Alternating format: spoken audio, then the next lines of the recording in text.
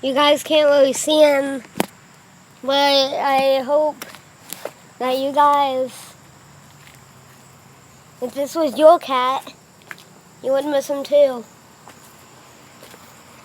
I mean, I didn't like the cat, but I didn't want him to die.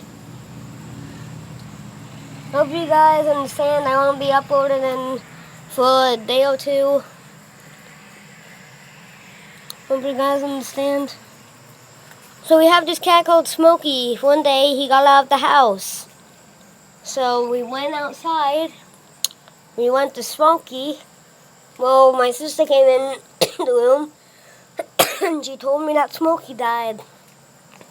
So I went outside with my sister and I saw Smokey under our wagon.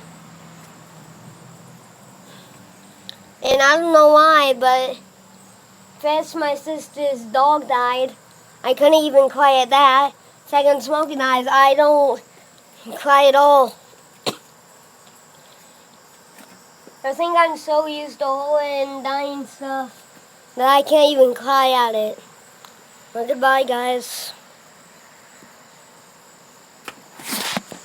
Peace.